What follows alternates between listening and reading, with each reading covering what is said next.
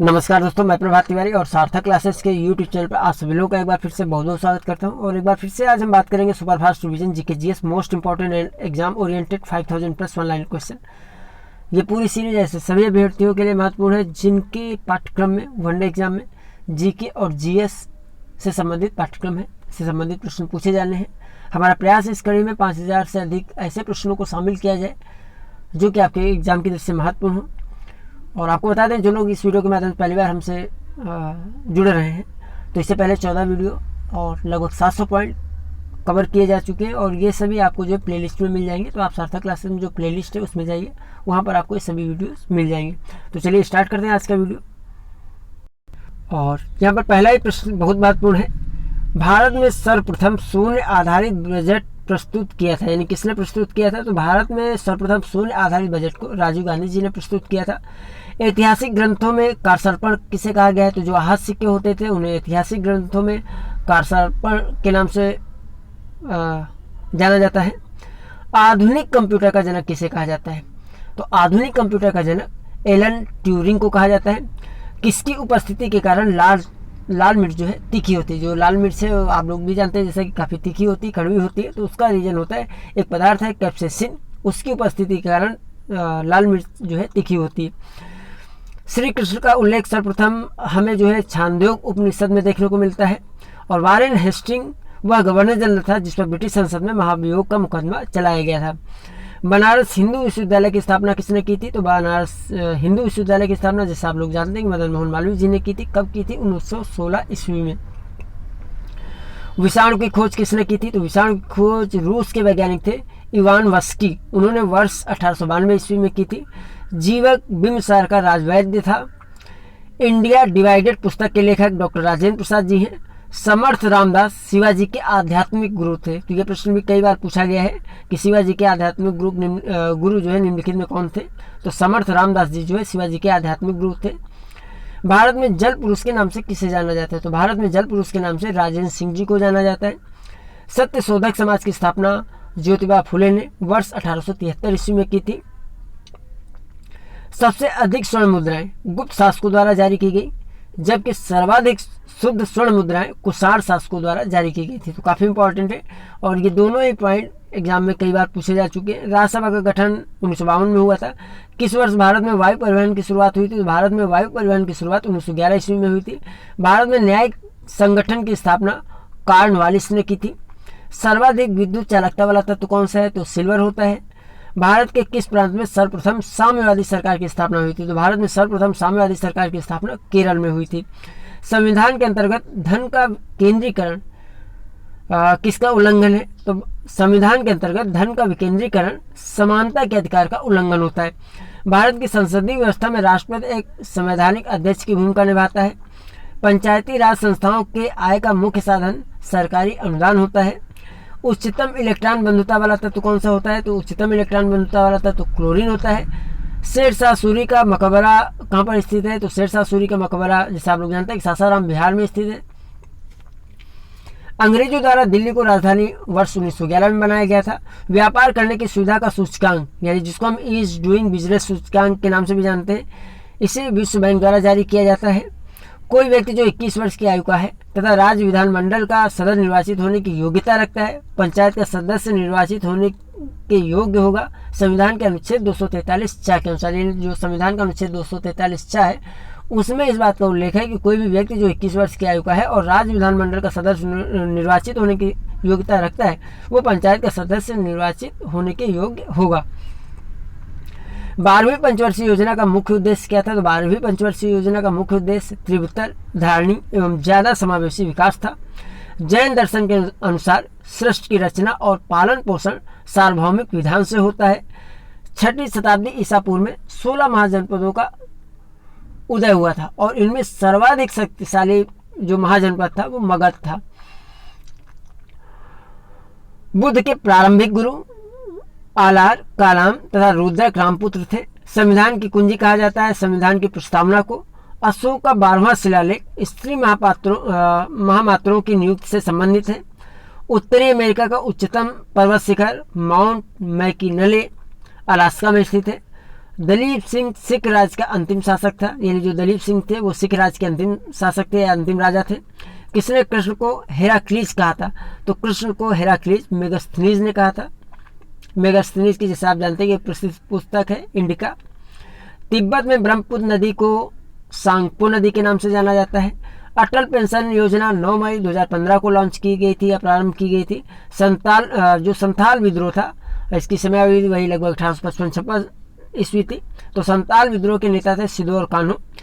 Hits for culture पुस्तक के लेखक लाला हरदयाल जी हैं। मानव विकास सूचकांक निर्मित किया गया था पाकिस्तानी अर्थशास्त्री डॉक्टर महबूब उल हक द्वारा 1990 ईस्वी में। भारतीय परिषद अधिनियम 1892 द्वारा भारतीय विधान परिषद को बजट पर बहस करने की शक्ति प्राप्त हुई थी। 1789 ईस्वी में बंगाल से दासों को निर्यात करने पर रोक लगा दिया गया था। डलहौजी के कार्यकाल में ब्रिटिश भारतीय राज्य क्षेत्र का अंतिम प्रमुख विस्तार हुआ था। यानी जो अंग्रेज ब्रिटिश भारतीय राज्य हैं उनके क्षेत्र में जो प्रमुख विस्तार हुआ था अंतिम बार में, वो डलहौजी के कार्यकाल में हुआ था। नागोया उपसंधि जिसे हम या नागोया प्रोटोकॉल जैव विविधता से संबंधित है। अगरिया, भुइया और बैगा उत्तर प्रदेश के सोनभद्र जनपद में निवास करने वाली जनजातियां हैं।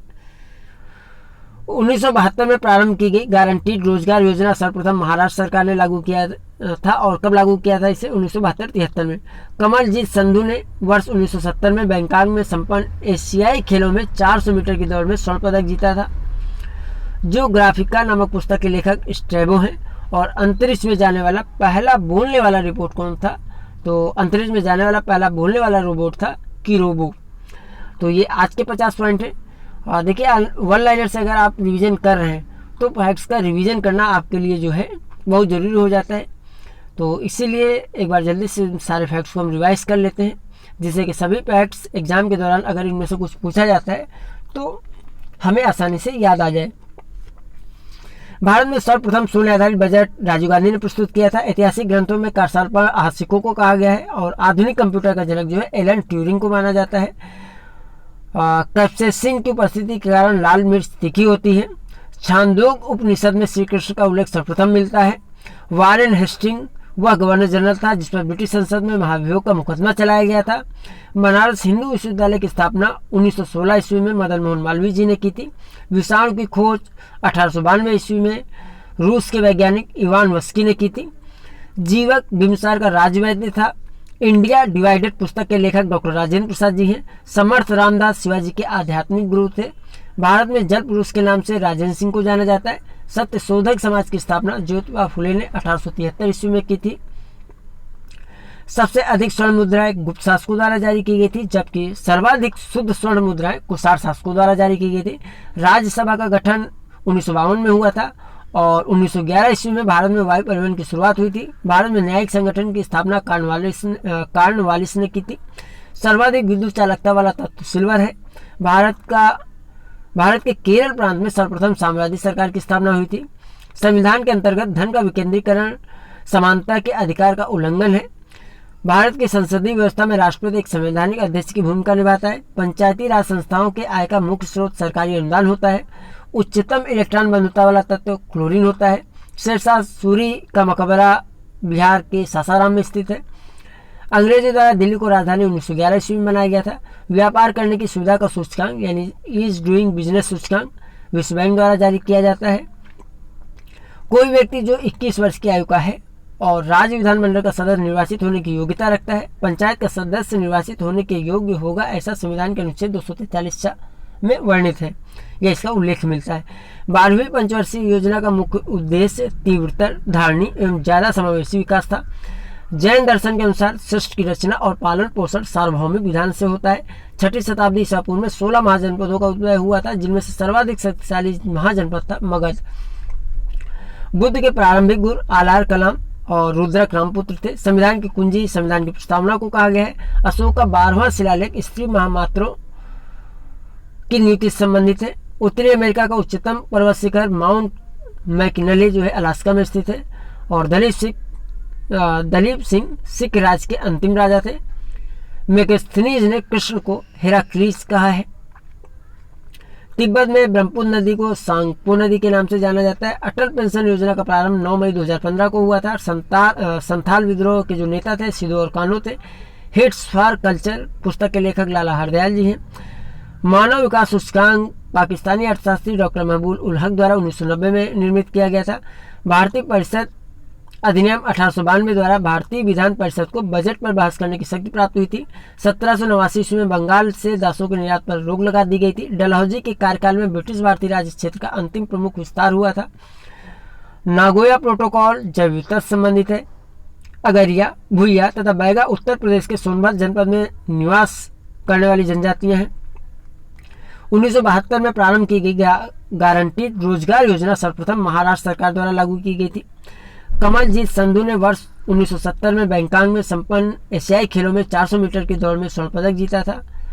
और जो ग्राफिका नामक पुस्तक के लेखक स्ट्रैबो हैं। अंतरिक्ष में जाने वाला पहला बोलने वाला रिपोर्ट है कि रोबो। तो दोस्तों ये आज के फैक्ट्स थे। अभी तक अगर आपने सार्थक क्लासेस का डाउनलोड नहीं किया है तो आप डाउनलोड कर सकते हैं। वहाँ पर जीके प्रैक्टिस के लिए आपको ऑनलाइन प्रैक्टिस सेट भी ऑनलाइन टेस्ट भी आपको देने को मिलेंगे और भी बहुत सारा स्टडी मटेरियल आपको मिल सकता है आपकी तैयारी के लिए। तो आज के वीडियो में इतना ही। हम आपसे फिर मिलते हैं अगले वीडियो में कुछ नई जानकारी के साथ। तब तक के लिए नमस्कार।